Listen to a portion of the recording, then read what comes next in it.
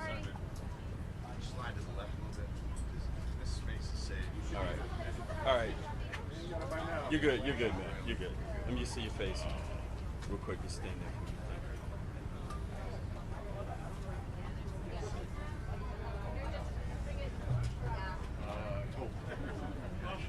Thank you. You know what, Peter? I have an idea. I think the wind up kneeling down on my bag. Okay. That's going to be too bright for the That's too mayor. bright? Okay, yeah. Just, You know, actually, let me see if I can bring it back. very stringent about it. Hey, thank you very much. So many more people here today than the weekend. Back. Can you do a little dimmer? Yeah, By the way. sure. It's easy to, well, That is perspective. Yep. Keep looking at that. That's who is intended to talk. Order, not enough. So if you want to take a screen grab of that, how about that? I'll have all the people wrapped in. A little shorter than No my ad. ball Okay. there. That's directly. Can you do Is just it a me? little Is it me dimmer? or is it up? Yeah, that's fine. Okay. Thank you. All right. You're okay? Thank you. All right. That's fine. Thank you, though. Yeah, my well. We All have right. the graphics off. Yeah.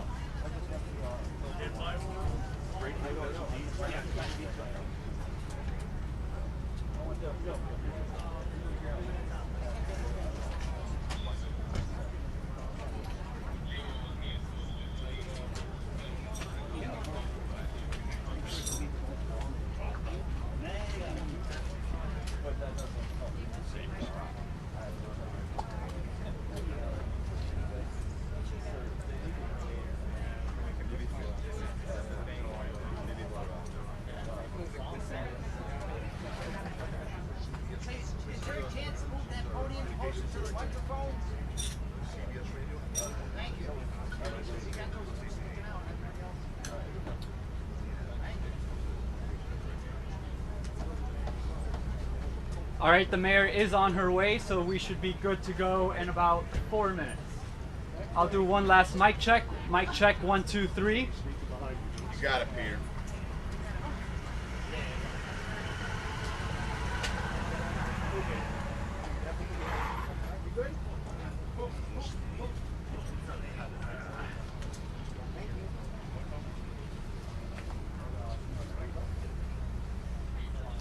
Hey, Josh.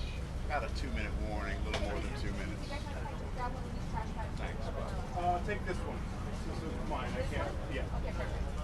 I'll leave it here in case it starts raining. Okay. You want the umbrella too? No, because I don't want to block That's it. how. Yeah. You don't. That's Right. fine. Yes. I get wet. I thought this is. You put an umbrella up here, you're gonna make a lot of energy. I thought we were already trying to set it on the side. Well, I'll tell you how to do it. What phone is that? I finished a whole bag of Fritos yesterday afternoon. The 12 Pro X or the 12 Pro? That should be waterproof. Got chips for your family. Should be. This is not water. Right. Oh no, that's. That's not water. But you could do that like everything is. Yeah. Or it's a Ziploc bag. Yeah. Like a sandwich bag. Brendan, a sandwich bag for the water. The whole thing. The whole thing. Thank you. All you need is a little, you know, your camera lens is like the size of a penny, so all you gotta do is cut out a little. Yeah. That's right. Right? Keep the whole phone in the plastic. Cut out the little. Or if you make it bad, you make it. You don't need to make it open. Let's go live. Let's go next. Okay. All right, mayor, governor is on their way. They're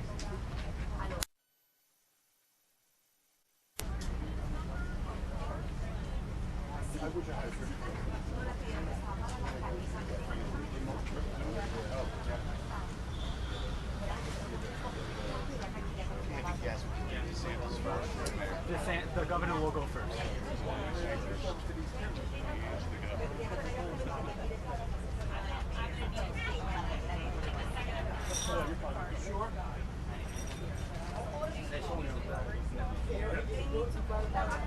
You gave it to me already. I'm sorry.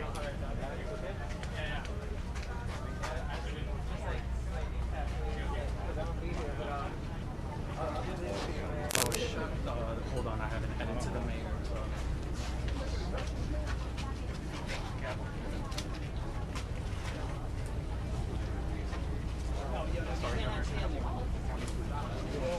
Fire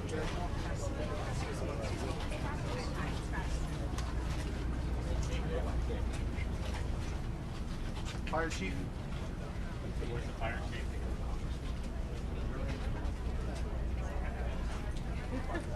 Thank you. We're going to get a new tent. Yeah. Fire chief.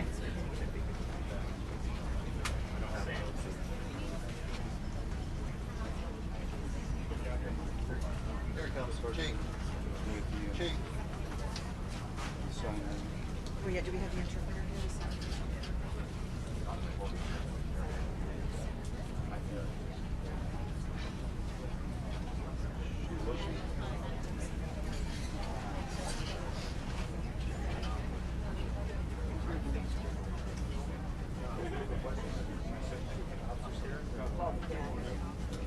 On a heavy downpour, it raises sound on that.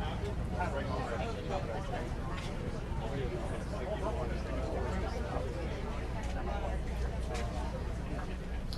Hello everyone, thank you for joining us again. We're going to start the press conference shortly. Remember, please hold your questions to the end and we'll be addressing everyone. Light. This is the slate. This one's okay. We can bring that one a little bit, please. The light. It's too much. A little lower. No, you can turn it down. Turn it down. Or either way up.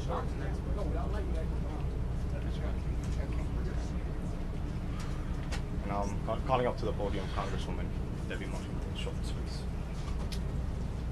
Thank you so much. I'm Debbie Wasserman Schultz. I represent Florida's 23rd Congressional District, which includes Surfside. And this morning, I had an opportunity not only to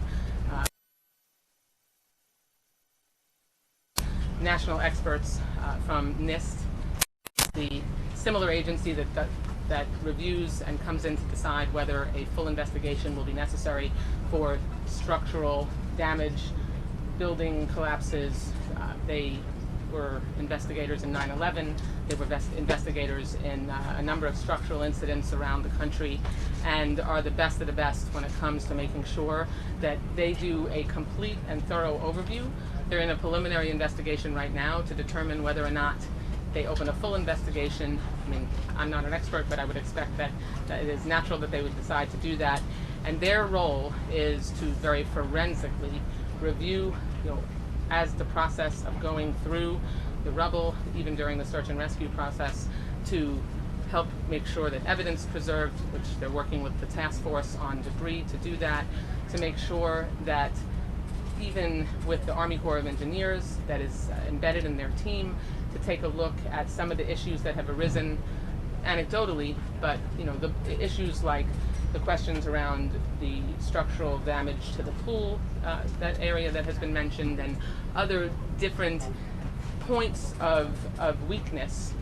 They will look through that preliminary investigation and determine whether they open a full investigation, and that is triggered when they get a sense of, after their preliminary review, of whether or not any decisions and fact-finding that they engage in as a result of that investigation can have longer-term implications and recommendations for how we change federal oversight, federal law related to building construction and the kind of code enforcement decisions that will have to be made on the ground. So it's really important, and as early as the debris task force, making sure that they advise on a better chance of answering the question that I know I've been asked over and over. We all have been, okay, how are we going to deal with the long-term implications of this? Did this only impact just this building? We have, as we've said, structures like this all the way up the coastline, of the United States. And what NIST will be able to help do is, they're a fact-finding, not a fault-finding agency, and a long-term investigation of theirs would give us a chance, for me, as a member of Congress, to be able to input, to adopt changes in federal law that will help them make sure that when structures are built, that something like this could never happen again. So I'll continue to be engaged with our very seamless local, state, and national leaders so that we can make sure that we continue the whole of government. Thank you so much, and thank you, Mayor Levine Cava, for all your work. Thank you, Congresswoman. And Governor Ron DeSantis. Well, I had a chance to meet with a number of the urban search and rescue teams today, and as I have seen them, of course, over the last many days, but they've been going at it for over 100 hours straight. When there's danger, they run towards it. They obviously shepherded a lot of people to safety initially, and they have been every minute of every day since the building collapsed trying to identify survivors. They're putting themselves at risk in order to do that. Not only because you could have additional collapse, you've had deep-seated fires that they've had to fight. It's been an incredibly hazardous environment, and they've been on the scene nonstop from the very beginning. So I just want to thank them for what they've done. We obviously have some other folks throughout the state that have been able to also come and supplement, but those teams here in South Florida, they're the best of the best. And we had the Israelis come in and take a look. And the Israelis told some of the families what those Miami-Dade search and rescue folks did is exactly what we would have done, exactly what should have been done. And so I think it's a testament, our best in the country here in South Florida, some of the best in the world, obviously Israel coming over. They deserve a lot of credit for putting themselves out there. And obviously the search continues and it will not stop until there's a resolution. So thank you for that. We're also working in conjunction with FEMA as well as in conjunction with both local government and private organizations to bring relief services to the family members. And that involves relocation assistance. It involves things like mental health counseling. And we have folks, we've beefed that up here on the ground. And what we want to do is working with FEMA, identify all the families, get them registered face-to-face, which FEMA is doing and is doing a good job of, and be able to provide these services. I have the head of Volunteer Florida is on the ground to help coordinate with all the great volunteer organizations. The outpouring with the charitable donations has been incredible, millions of dollars, and I think there's going to be millions of more. So it's a testament to this community here in Surfside, as well as the greater Miami-Dade area, and as well as Florida and the United States, because people from all across the country have been involved in that. So those recovery efforts from the family of helping them get back on their feet, helping them cope with trauma, that's going to be ongoing. And this is something that's going to require community involvement, local government, state government, and FEMA for a while, and we're in that for the long haul. The final thing is, of course, rescue number one, care for the people that have been displaced number two, but we do obviously need to identify why this happened. I was able to meet with the NIST folks today, and they were created after 9/11.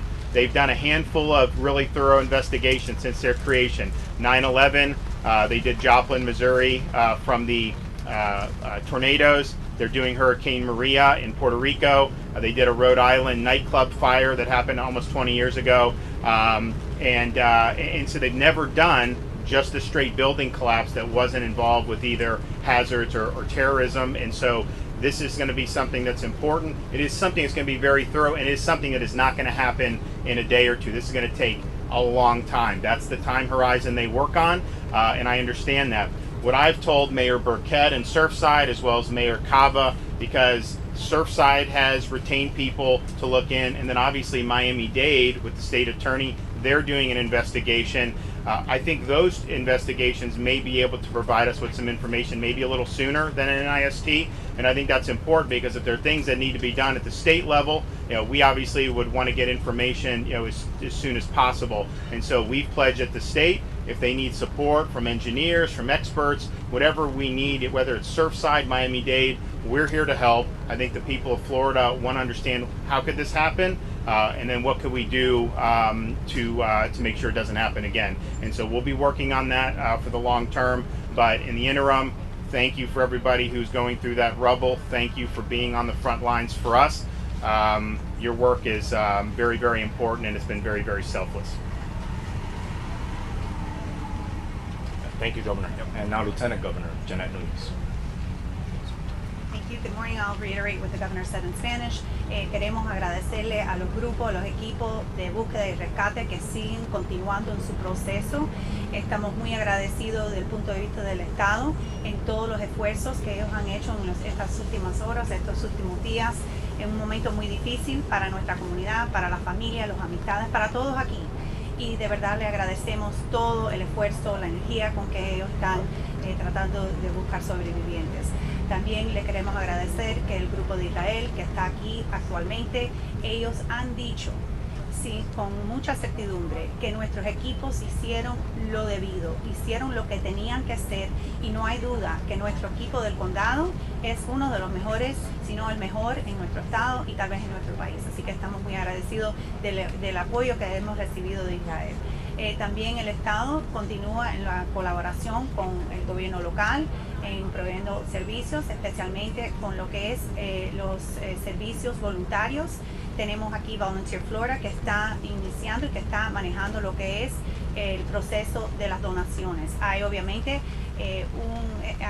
una respuesta de la comunidad que ha sido para mí muy positivo. Hemos visto personas de todas partes, no solo de aquí de nuestra comunidad, pero de todo el mundo, que está ayudándonos con lo que es las donaciones, tanto las donaciones y lo que es las organizaciones caritativas que también están recibiendo fondos para ayudar. Van a haber muchas personas.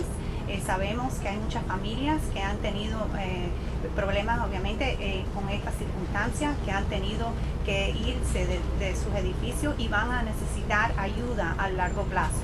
Y también quiero reiterar que el gobernador tuvo la oportunidad de reunirse con NIST. Eso es el Instituto Nacional de Estándares y Tecnología, que tiene el cargo sobre lo que es los edificios o circunstancias cuando hay un colapso tal como hemos visto aquí. Nunca en la historia han tenido que lidiar con un colapso tal como este. Han lidiado obviamente con 9/11 en actos de terrorismo y también en otras circunstancias. Eso va a ser algo de largo plazo. Eso va a tomar años tal vez en recibir el reporte. Pero sí también quiero asegurar que estamos de nuevo coordinando y colaborando con el gobierno local para lo que es las investigaciones actual. Surfside, el condado, vamos a seguir iniciando ese proceso para proveerles respuestas a los familiares que tanto necesitan una respuesta. De nuevo le agradecemos a nuestros grupos, a todo el que esté aquí. Estamos unidos en el dolor de esta comunidad, de los familiares, y que Dios bendiga a todos los que están trabajando día tras día, sacrificando. Muchas gracias.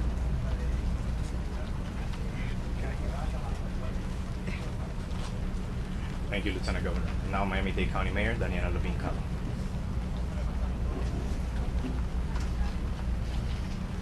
Here we are, day 5, and the search and rescue work continued throughout the night. 24/7, the tireless work of our first responders. These are truly the men and women who have dedicated their lives to saving lives, and this is what they live for, to save lives. So they're out there with every resource that they need to ensure that they can search this area, they can sweep the mound with cameras, with dogs, with sonar, and additional heavy machinery that has come in to start to clear away the debris. We are exploring all possible avenues that they identify. And we're going to continue and work ceaselessly to exhaust every possible option in our search. I repeat, the search and rescue operation continues. As the governor and the congresswoman said, and the lieutenant governor, there is going to be a thorough and full investigation of what led to this tragic event. We are going to get to the bottom of what happened here. Right now, our top priority is search and rescue and find the people. And you can see we have a truly unprecedented mobilization effort underway with the full resources of our local, state, and federal government on hand already, for days already, and people coming in from around the state and around the world to assist us right here in Surfside. I am so grateful to all of the leaders and all of the teams, and especially those who are up on the mound and putting their own lives at risk to find others. This morning, we did recover another body. That brings the count to 10. The total number of those accounted for is now 135, and the total unaccounted 151. Our detectives are working in real time right now to audit this list. We're receiving multiple calls still from family members about the same loved ones, and the information is coming from various sources. I want to stress, as we have from the beginning, these numbers are very fluid and they will continue to change. I want to provide you, as we have done and will do, the best updates as soon as we have them. Remembering that we've told the families that are waiting that they will be the first to hear, and they were the first to hear about this 10th victim that we uncovered today. So we will continue to support all of the families and loved ones who are affected with their mental health, their social service, their physical needs. They have professionals on site, a full gamut in the Family Assistance Center.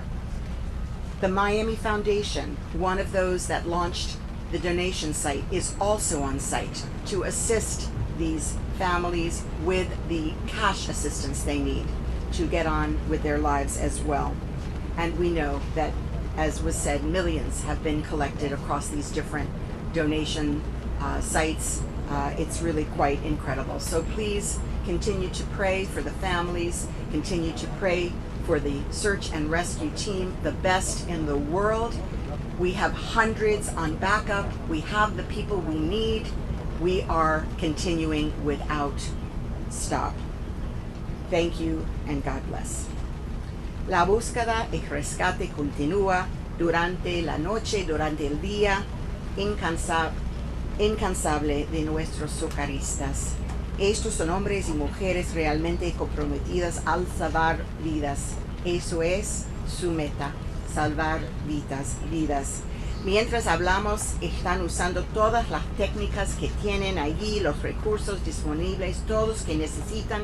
Tenemos recorriendo el lugar con perros, usando maquinaria pesada adicional para limpiar los escombros y explorando todas las vías posibles. Vamos a hacer todo lo posible y agotar todas las opciones en nuestra búsqueda. No vamos a dejar nada. Como dijo el gobernador y la congresista, habrá una investigación exhaustiva y llegaremos al fondo de este asunto, federales, estatales y locales. Como pueden ver, tenemos una movilización sin precedentes de apoyo y recursos en el sitio del Estado, federales de FEMA, los equipos internacionales que nos apoyan y todos nuestros otros aliados. Estoy muy agradecida con todos los líderes y equipos que están aquí para apoyar esta operación. Estamos trabajando juntos para salvar vidas. Esta mañana recuperamos otro cuerpo, lo que eleva el número total de víctimas a 10. Como siempre, hablábamos con las familias primero de anunciarlo acá. El número total de los contabilizados es ahora 135 y los no contabilizados es 151. Quiero enfatizar, como siempre, desde el principio, que estos números siguen siendo extremadamente fluidos y seguirán cambiando. Estamos trabajando brindarle a las mejores actualizaciones que tenemos y continuaremos haciéndolo, porque sí cambian los datos. Continuamos apoyando a todas las familias afectadas con profesionales de servicios sociales y de salud mental, con más que 20 grupos ayudándonos en el sitio de asistencia para familiares. Estamos agregando todo en el centro y estamos muy agradecidos por toda la ayuda que estamos recibiendo. La Fundación Miami, uno de los que está recibiendo donaciones, también está allí ayudando a las familias con necesidades para pagar para las necesidades. Continuamos orando para las familias, para los que están allí y para nuestros socorristas que están poniendo sus propias vidas en mucho riesgo para esta búsqueda y rescate. Gracias a todos.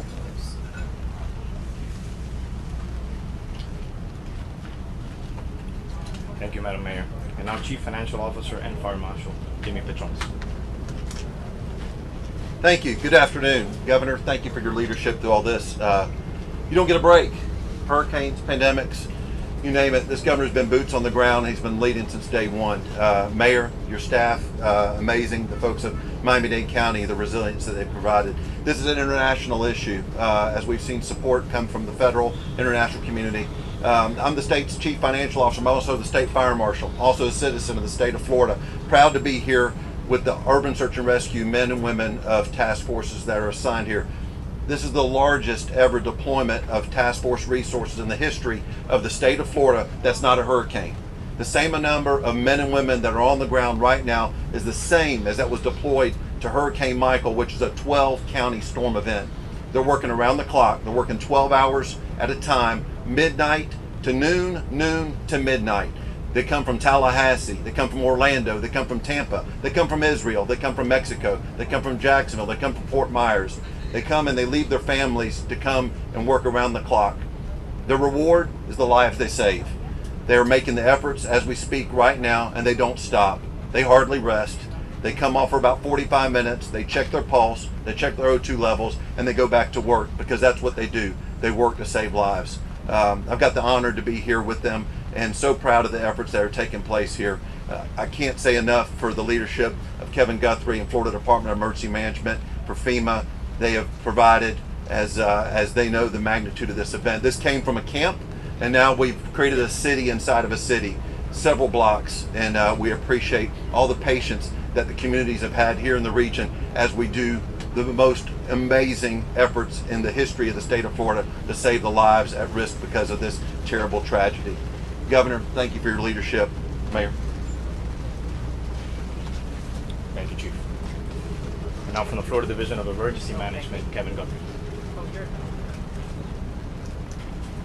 Hey, good morning, everyone. Kevin Guthrie, Florida Division of Emergency Management Director. Yesterday at about 4:15 yesterday afternoon, Mayor Cava, Chief Kaminsky asked for the assistance of a federal incident support team specifically related to urban search and rescue. FEMA was in the room at the exact same time.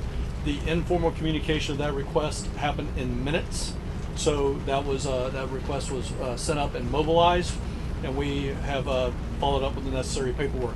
So again, I think it's important for everyone to understand that as soon as Mayor Cava, Chief Kaminsky, Director Ramirez need a resource, we're sitting together, we're working together underneath the leadership of the governor, the lieutenant governor, Mayor Cava, and others to make sure that that happens instantly. Again, as Congresswoman said, there is no daylight in between either one of us. So I think that's important for everyone to know. I will say that we also are mobilizing today a Florida DHS&B bus to help people get ID cards for those that have been displaced. They need ID cards, driver's licenses, and things of that nature. Those will be, that bus will be deployed today, should be here on site tomorrow. Thank you. Thank you, Director. And now the Surfside Mayor, Charles Burkett. I just have a handful of things I want to share with you. First was this morning I was at the site, and I observed hundreds of search and rescue people actively using their hands, digging out, and doing what they're here to do. I also observed the heavy equipment that the governor and the federal government have sent down to us in action, lifting off huge slabs and moving them away from the pile. Secondly, I visited with the families again this morning, as did everybody probably standing here, and we heard from the Israeli team that is here, And one of the things I wanted to note was that the Israeli commander told us that the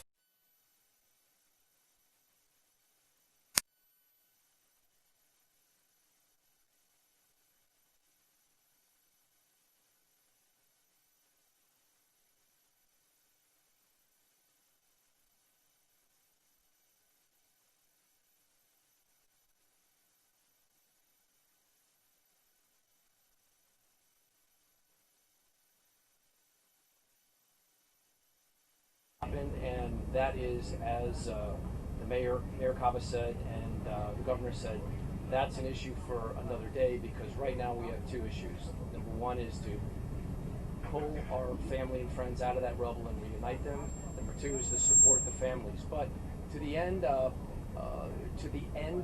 with respect to the information, we directed our staff to go ahead and scan every shred of documentation that the town of Surfside has, which includes going to our archive storage sites. We've got boxes, and we're sending those boxes to a printing scanning company, and those documents will be available for your review. I know you've seen some documents already, and again, I haven't had a chance to watch the news because we're sort of in the midst of this disaster, all of us. I don't know that anybody else has a chance to watch the news either, but I learn of stuff from you guys, and I'm able to follow up on it. But most recent are a couple disturbing comments that I saw regarding board minutes at the Champlain South Towers with respect to some of our officials in town. But be that as it may, we will get to the bottom of it. Last comment I want to make is, late last night I had toured, and this is on the personal side, I had toured the site as I normally do. Usually I'm there 3 times a day, in the morning, in the afternoon, and the evening. And I came across a little girl. She's about 11 or 12 years old. And I had seen this little girl before, and I know because she was with her mom, and we had talked. And she may have been with her dad, I'm not quite sure, but one of her parents was in that building at the time of the collapse. And the other parent lives a couple buildings away. And she told me she goes back and forth. When I came across her, she was sitting in a chair by herself with nobody around her, looking at her phone. And I knelt down and I asked her, I said, "So what are you doing? Are you okay?" And she said, "Yes." And she said something. And what she was telling me, it was a Jewish prayer. But she was reading a Jewish prayer to herself, sitting at the site by where one of her parents presumably is. And that really brought it home to me. And she wasn't crying, she was just lost. She didn't know what to do, what to say, who to talk to. And I was looking for her this morning at that family meeting, and I didn't see her, but I am going to find her, and I'm going to tell her that we're all here for her, and we're going to do the best we can to bring out that parent. So anyway, it's horrific. This is disturbing, but that is just a tiny, tiny example of the impact that this collapse has had on our community. Thank you. Thank you, Mayor. Now Miami-Dade Commission Chairman Jose Phillips.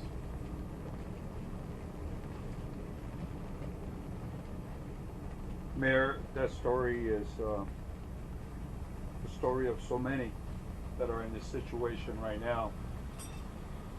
The families we met with, the mayor and I, this morning, the pain in their face, their expressions, it's not unlike anything I've seen before.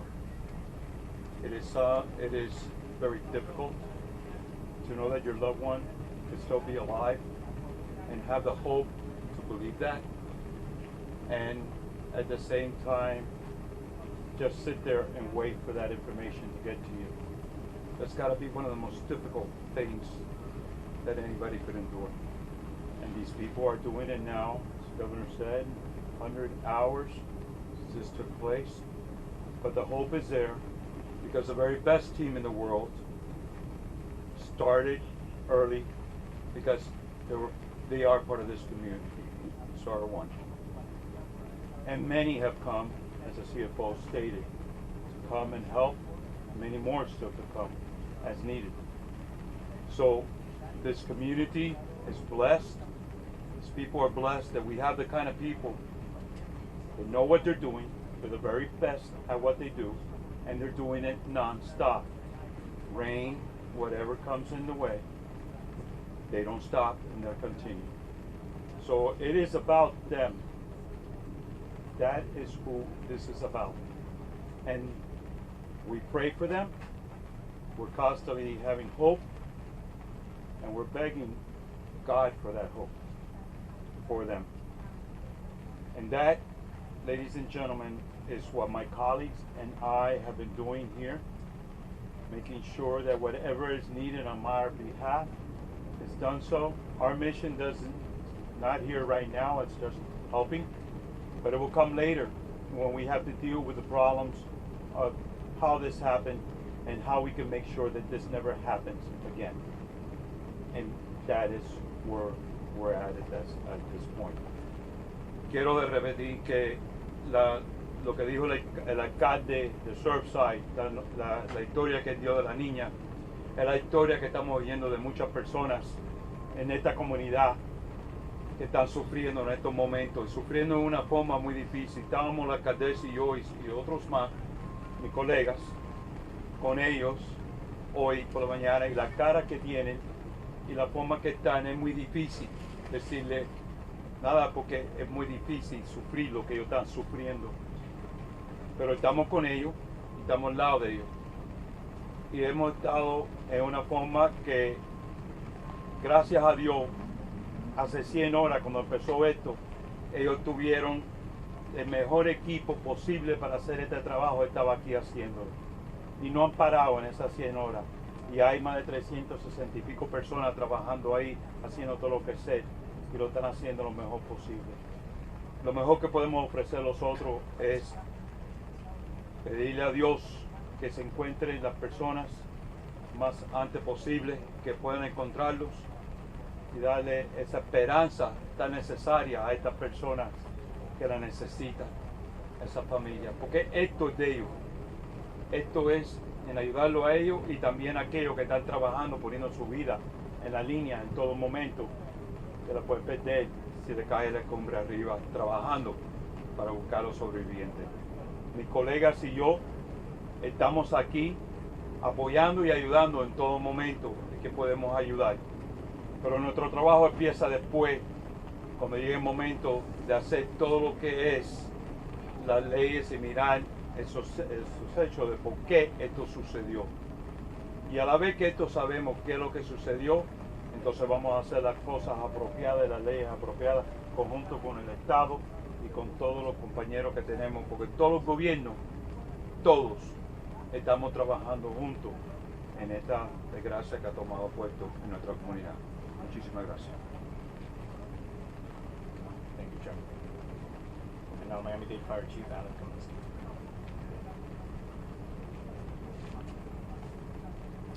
Good afternoon. We actively continue our search and rescue operations. We have all Florida task force teams on site, still operating throughout our 12-hour operational periods. A very, very challenging, very difficult situation, but we keep going. Looking, searching for any opportunity. I have my Assistant Chief of Operations to come up just to speak in a little more detail of what we're covering.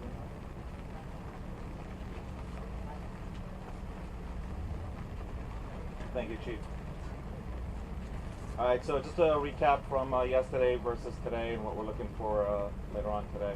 So as the operations continue, we have personnel utilizing bucket brigades, including the heavy machinery to start removing some of the debris. This afternoon, we'll be switching positions as a result that most of the individuals have come up upon larger concrete areas that now require heavy machinery. During that process of the delayering, we did find the 10th victim, as the Honorable Mayor had mentioned. That person was processed and removed from the pile, and operations continue. Again, the operations continue in the search and rescue mode. There's a misunderstanding in regarding that everyone believes that the search and rescue operation should cease after a specific time, and that's far from the truth. In the end, there's numerous variables and facts. It's not based on opinions. It's not based on time. It's not based on, you know, a specific area you just happen to see on TV that went down. It's based on variables and facts. In conjunction with that, we have to consider all options. Then, and only then, we take all that information and we make a collective decision. But it's not going to be from an office. It's not going to be from a television. It's not going to be from an individual that's down the street. It's going to be made collectively with the incident commander and from there on forward. Thank you.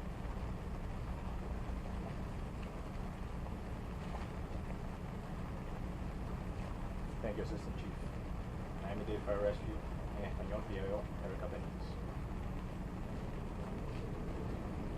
Muy buenas. Como acaban de escuchar, continuamos nuestro esfuerzo de búsqueda y rescate. Estos equipos que están trabajando aquí hoy, tenemos 8 equipos en total que están ahora trabajando con esta misión. Nosotros continuamos esta misión debido a varios factores y varias variantes. Estas decisiones se toman con mucha cautela debido a la dificultad de esta operación. Continuaremos la búsqueda y rescate hasta que hayamos agotado todas las posibilidades de encontrar vida bajo los escombros. Esa es la misión de los hombres y las mujeres que están trabajando en esta misión, y eso continuará hasta que se tome otra decisión. Muchas gracias. Thank you, Erica. And we're going to open up for questions again. Please raise your hand or be selected. Go ahead, right here. I have 2 questions. First, it's a question for fire. What do you say to people who are watching this at home and saying that the search and rescue is going too slow? And then my second question is for Mayor Cava. In the debriefs that you're having with families, what are the conversations like, and what are you telling them to potentially prepare for? Okay, so the first question in regards to fire, that the belief that the operations are going too slow. This discussion came up during the Family Assistance Center. It's one of the questions that was brought up by the family, and this was addressed by us, and again seconded by the Israeli team that was there. Folks, what we're dealing with is a situation that includes complexity, and I know that we utilized the words before. However, the situation at hand is we're not lifting floor by floor. We're talking about pulverized concrete. We're talking about steel. Every time there's an action, there's a reaction. As yesterday is a perfect example. Now, we had family members at the site to basically see exactly what we've done. This is unconventional, especially so early in the stages. However, as the individuals continue to work feverishly with urgency, they witnessed a rescuer tumble 25 feet down the mound. That is a perfect example of the situation that we're dealing with. This was, again, it was witnessed by the family members themselves at the site. So again, it's not an issue of we could just attach a couple of cords to a concrete boulder and lift it and call it a day. We're digging through, again, rubbles of concrete, the size of basketballs, the size of baseballs. And then and only then, in combination with the safety of the personnel, and of course, considering, the victims themselves, it's going to take time. It's not going to happen overnight. It's a 12-story building. It's going to take some time. To follow up with the part of the question having to do with what is discussed at the family briefings, that's what's discussed. Assistant Chief of Jabala has gone through in extreme detail the map of the mound. It's marked out. The grids explains exactly what's being done in each part of the grid. After all of the technical questions are answered, we talk about DNA. We talk about how the DNA match is going to be made. We talk about communicating with family members. Who will be the next of kin? How will they be contacted? Who will be next to learn about it? How will it be opened up for public knowledge? And we talk about their questions about, is enough being done? And they have seen firsthand what is being done, and they see that everything has been done that can be done, and that they recognize the full danger that these first responders are exposing themselves to, and and what it has taken for them to get to this point. So are families being told to prepare for the worst here? Families, because of the process we've gone through, are coming to their own conclusions. Some are feeling more hopeful, some less hopeful, because we do not have definitive answers. We give them the facts. We take them to the site. We show them the operation. We show them where the pancake is. We show them where the tunnel is. We show them where the dogs are running up and identifying something that is then going to be explored. They have seen the operation. They understand now how it works, and they are preparing themselves for news one way or the other. One second, we have a question. Mayor, on the unidentified victims, is this an issue of DNA or communicating with their families? So we tell you the difference. We tell you when a person is identified, and we tell you when we can identify it to you, which is after the next of kin have been notified. But on the two that happened, is it one or the other? I'm going to defer to one of you to answer the question. Okay. Can you repeat the question? Okay, this is for the police. We'll have an answer. They're handling the homicide investigation, so they can answer. In terms of the two unidentified, what was your question in terms My of? question was, on the unidentified victims, is it an issue of DNA? You haven't been able to communicate with their family. There's multiple variables when you're dealing with this. It depends on the condition of the family member that's recovered. We have crime scene and medical examiner personnel on scene with our firefighters when a family member is recovered. If it's possible, we do a rapid DNA test, and then immediately goes to the lab and we expedite that component. Once we have a positive match, we, in a very sensitive and personal manner, we make contact with the next of kin. If there's a component where we cannot get rapid DNA, the medical examiner will collect the family member, and that process will happen at the medical examiner's office. Once that family member is identified, then that process will happen. We'll notify next of kin same way. That's how we do it, and we do it all with respect and integrity. It's very emotional. This whole process has been emotional, and that's why I call it family member, because what we've gone through here, I think we're all family now. Question here for This is Chief. Can you please talk about some of the facts and variables you're gathering, Sure. maybe providing hope? One moment, let me just answer. What was that, ma'am? Once we make, that's why you see when we say we have lost 10 and there's 9 identified, that's because that process is going on. You know, when it comes to the part that it is a family member that we're unable to identify at that moment, the medical examiner will assist in that with that process.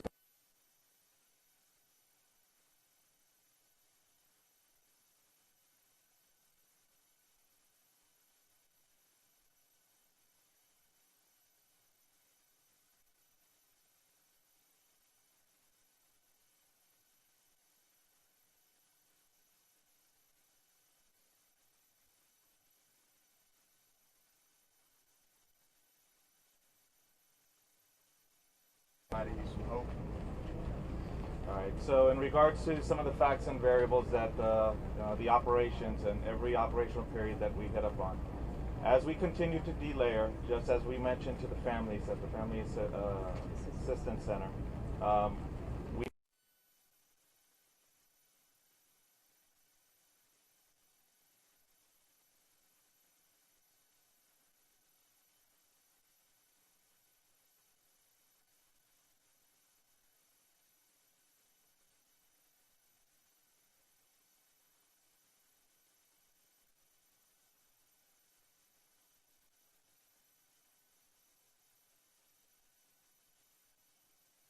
to the very bottom.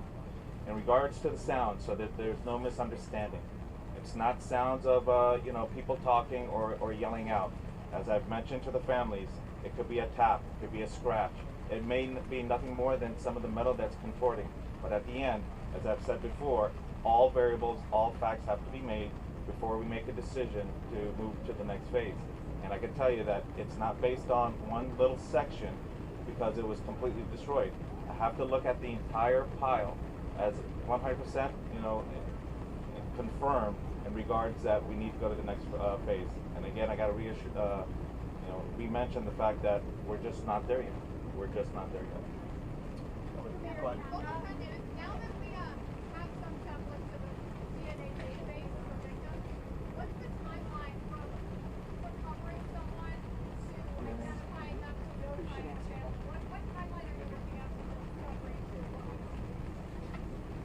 This is what's so amazing, the work that's being done not only by our fire personnel, but our homicide detective, our crime scene personnel, and our medical examiner, our rabbis who are there also on the scene that are helping us.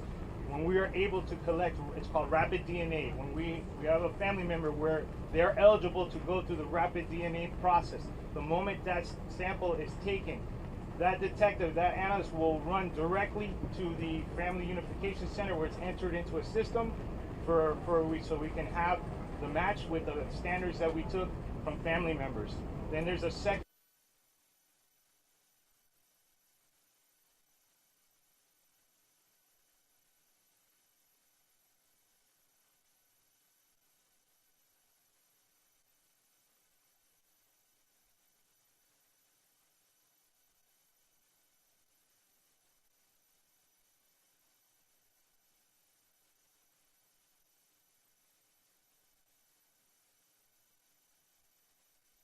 As we can.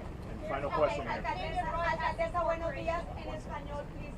Alcaldesa, usted en un momento describió lo que pudieron ver esos familiares ayer en el sitio, porque obviamente para ellos visualizar el trabajo era diferente a lo que veían en el noticiero. ¿Puede escribirnos en español qué vieron ellos ayer del trabajo minucioso que se está haciendo adentro, por favor? Sí,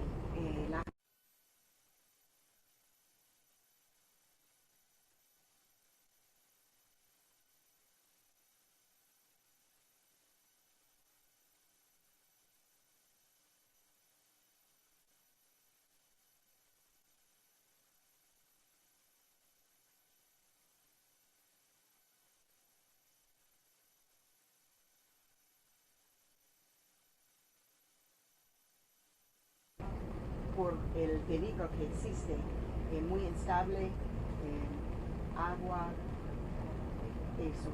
Vieron los perros, vieron las cámaras, el túnel que hicieron. Entonces eso fue algo muy importante, muy catártico, algo que lo ayudaba mucho en pensar, pensar en sus amados, pensar de dónde eran, y tal vez si ellos no sobreviven, imaginar ellos ahí para la última vez. Eso ayudó quizás a que estén un poco más de confort, de saber que el trabajo sí se está haciendo, porque había muchas quejas de los familiares que escuchábamos aquí. Ellos estaban muy contentos de tener esa oportunidad hasta que nos agradecemos para la oportunidad de ir y que ellos ya ahora entienden lo que está pasando y tienen el confort de saber que todo que podemos hacer está hecho. And final question. Final question right here, sir. Please answer to Floridians, not just those here, but those around Florida who ask, in the face of published reports, suggesting that at least potential big signals about problems with this complex, from Surfside to county reports to private reports that have been published and suggested there were issues. How can people have confidence in the process going forward, given what at least initially appears may have been the signals about problems with this building? Let me say from the county's perspective, the buildings that are under our jurisdiction are being reviewed. We have on site, we're going through every building that has been reviewed to make sure that every problem that's been identified is pursued. I feel confident that it has been. We have a very rigorous building department, and we stand ready to assist our city, just like is happening in Surfside, to do that deep dive, and not only that, but immediately to make any changes that we can to make this process more robust in the future. That answer your question? Well, Surfside, I told you. Yeah, well, no, I didn't, and that's why, because I'm here sort of in the news rather than watching it. But the bottom line is, my commitment is we're going to take everything we have, boxes digitally, get it scanned, and get it up on the website. It is what it is. We're going to let you guys sort of review it, and we'll address it as it comes. But like I said, I think all of us agree that the number one priority today is to rescue people out of that rubble. Number two is to support the families, and then we'll get to that. But just know that that is in the works, and we will be 100% transparent. Good job. And for Creole translation, Ivan Morisot.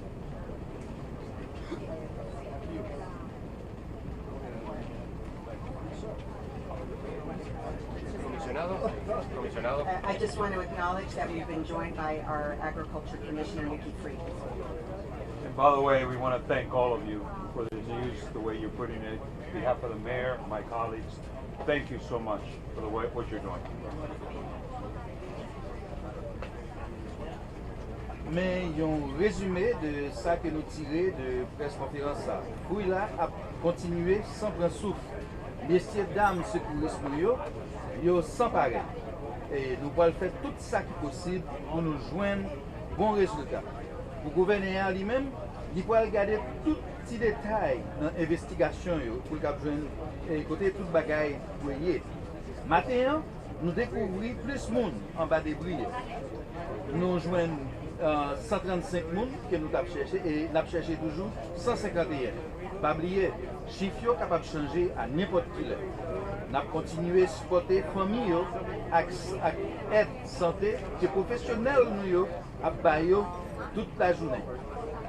Fondation Miami, ou bien Miami Foundation, l'a tout et commencé à distribuer l'argent qui est collecté pour supporter les familles qui disparaissent. Tant pis, continuez à supporter eux et continuez à supporter les familles. Que bon Dieu bénisse nous. Merci en fait.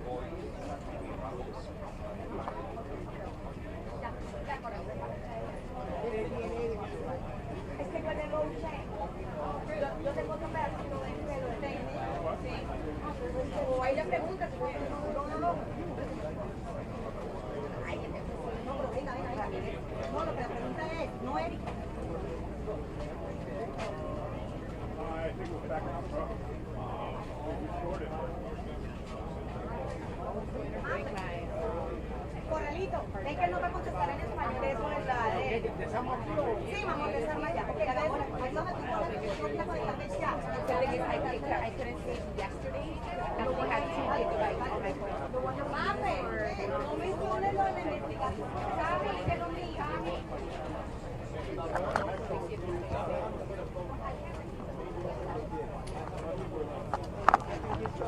Yeah, I know. Right. You got it? Yeah, who's that? Ours? No. Oh, for the speaker. Do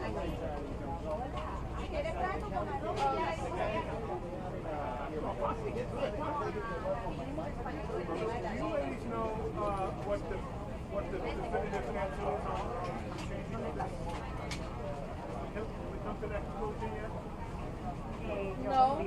I will tell you that there is going to be a new.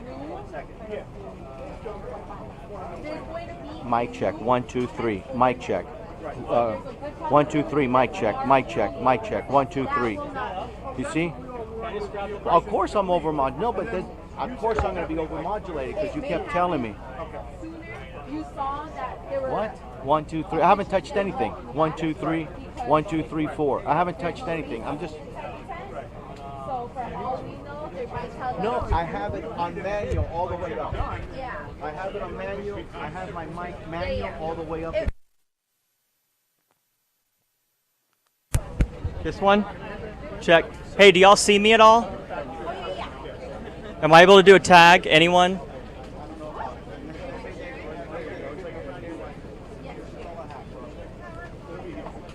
It's too late, Tom. I'm sorry, I didn't understand what you were saying with the plug. I was looking through it. I'm like, what plug is she talking about? I will. I was looking through it and I was like, I see it.